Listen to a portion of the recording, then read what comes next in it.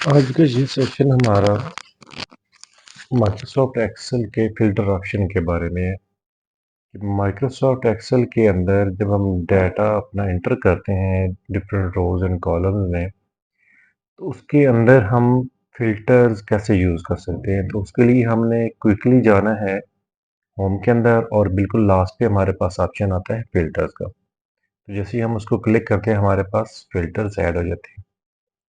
लेकिन इसके अलावा एक इसी चीज़ को हम ऐड कर सकते हैं डाटा टैब के अंदर से। जैसे ही आप डाटा टैब के अंदर जाते हैं वहाँ पे भी फ़िल्टर ऑप्शन मौजूद होता है, तो आप इसको वहाँ से भी ऐड कर सकते हैं। तो ये दोनों ऑप्शन आप आसानी से यूज़ कर सकते हैं।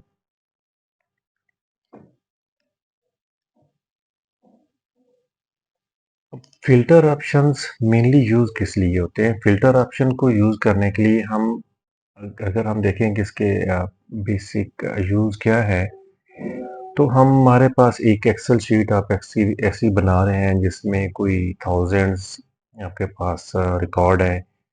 तो आप किसी एक कॉलम पे फ़िल्टर लगाना चाह रहे हैं, तो वो आपको आसानी से बता देगा कि भई सर्च करेंगे आप वहाँ पे और किसी एक का रिकॉर्ड आप दे सकते हैं। आप अगर डेट कॉलम पे लगा रहे हैं, तो उसमें डिफरेंट डेट ऑप्शंस आपके पास आ जाते हैं और अगर आप उसको नंबर पे लगाते हैं, तो डिफरेंट नंबर्स ऑप्शन आ जाते हैं, greater than, less than, between, तो ये सारे ऑप्शन आते हैं।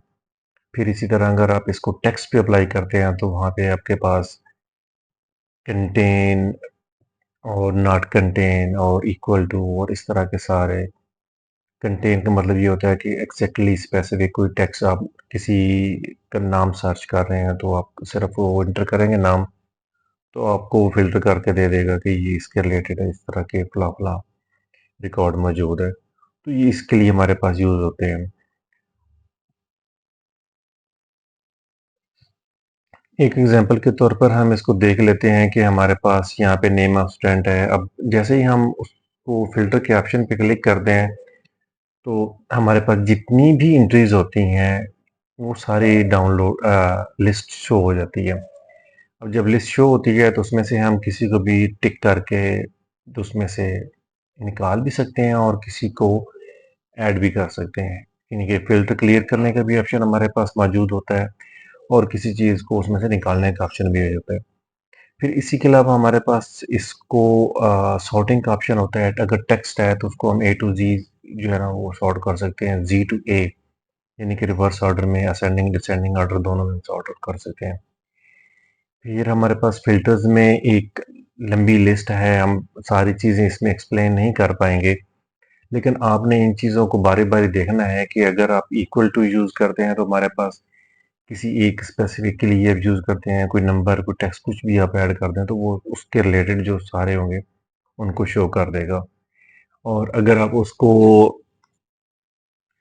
कंटेन के तौर पे यूज़ कर रहे हैं तो इसको आपने खुद से ट्राई करना है कि डिफरेंट ऑप्शंस फ़िल्टर के अंदर किस तरह से यूज़ किए जाते हैं, नंबर्स के, डेट के और बाकी। और अगर आपको कोई प्रॉब्लम आता है तो आप डायरेक्टली फ़ोरम पे हमारा फ़ोरम मौजूद है, आप उस पे क्वेश्चन हमसे पूछ सकते हैं।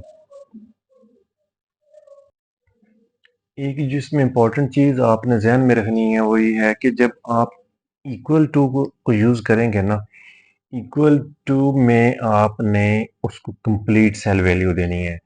जैसे ये राम कुमार है, अगर आप उसको सिर्फ राम कुमार में से सिर्फ राम देंगे तो वो फ़िल्टर नहीं करेगा, क्योंकि इक्वल टू वो सेल की कंप्लीट वैल्यू को ले रहा होता है, मुकम्मल एक सेल की वैल्यू। अगर आप उसमें आधी वैल्यू देंगे तो वो कहेगा कि नहीं इसके बराबर तो नहीं है, इससे ज़्यादा है, इससे कम भी है। लेकिन अगर आप उसमें से कोई पार्ट सर्च करना चाह रहे हो, जैसे सिर्फ आप राम लिख के सर्च करना चाह रहे हो, उसके लिए यूज़ होता है कंटेन का ऑप्शन। जब कंटेन पे क्लिक करेंगे और वहाँ पे सिर्फ राम लिखेंगे, आपके सामने ये चीज़ आ जाएगी, आप खुद से टेस्ट कीजिएगा। मैं अभी उसको चेक नहीं कर रहा, टेस्ट आपके लिए नहीं कर रहा, आपने इसको खुद से करना है।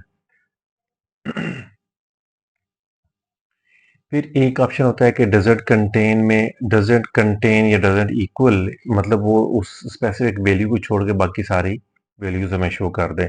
तो ये भी इक्वल की तरह ही वर्क करता है, इसमें भी हमें कंप्लीट रिकॉर्ड देना पड़ता है, यानी कि सेल की कंप्लीट वैल्यू देनी पड़ती है। अगर हम कोई आधी वैल्यू देंगे तो वो वर्क नहीं करेगी, हमें सेल की मुकम्मल वैल्यू जैसे कि हम एक कोई एग्ज़ाम्पल ले लेते हैं, अभी एक एग्ज़ाम्पल हम ये भी देख रहे हैं कि एक स्टूडेंट का नेम हम सर्च कर रहे हैं, इसी तरह अगर आप नंबर देखना चाहें, तो नंबर में ये होता है कि आप 17 है, उसकी जगह सिर्फ़ आप 1 लिखेंगे तो वो उसको फ़िल्टर नहीं करेगा। आपने 17 पूरा लिखना है तब वो कहेगा कि जी ये इसके इक्वल है। इसी तरह टेक्स्ट में भी होता है। इसके अलावा फिर हमारे पास एक ऑप्शन आता है कि बिगिन विद ये होता है कि कोई सेल वैल्यू किसी एक अल्फ़ाबेट से या नंबर से स्टार्ट हो रही है। तो उस सूरत में हम ये कर सकते हैं कि जैसे हमारे पास एक स्टूडेंट नेम है, कोई भगत सिंह है, तो हम उसका सिर्फ़ बीएजी लिख देंगे या बीएजी 80 लिख देंगे तो वो हमारे पास शो हो जाएगा कि ये कौन है। और अगर हम सिर्फ़ ए से चेक करना चाहें तो हमारे पास ए के से स्टार्ट होने वाले तमाम स्टूडेंट्स ये तमाम रिकॉर्ड जो है ना वो शो हो जाएगा। तो इसमें काफ़ी डिटेल ऑप्शन मौजूद होते हैं। अब ये डिपेंड करता है कि हम उसको कैसे यूज़ करेंगे या कैसे हमारे पास सिनेरियो क्या है। सिनेरियो ये है कि आप ए से शुरू होने वाले तमाम स्टूडेंट्स को निकालना चाह रहे हैं या बी से शुरू होने वाले या कोई एक पार्टिकुलर नेम है जिसको आप सर्च करना चाह रहे हैं या कोई एक पार्टिकुलर क्लास है जिसको आप सर्च करना है, तो ये आपके सिनेरियो पे डिपेंड कर रहा होगा, आपकी रिक्वायरमेंट पे डिपेंड कर रहा होगा। तो जैसी आपकी रिक्वायरमेंट होगी आपने इसको वैसे यूज़ करना है।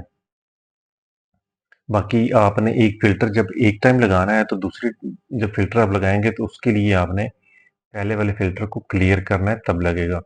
क्योंकि अगर आप उसको एज़ इट इज़ लगाएँगे तो वो फिर क्योंकि वो ऑलरेडी फ़िल्टर हो चुकी हैं चीज़ें तो फिर वो आपके लिए प्रॉब्लम क्रिएट कर सकती हैं। फिर हम बात करें अगर नंबर की तो नंबर में हमारे पास बहुत सारी वैरायटी होती है और उस वैरायटी को मैं यहाँ पे लिस्ट नहीं कर सकता। लेकिन वो स्टार्ट होती है greater than, less than, between और एक भी लिस्ट है।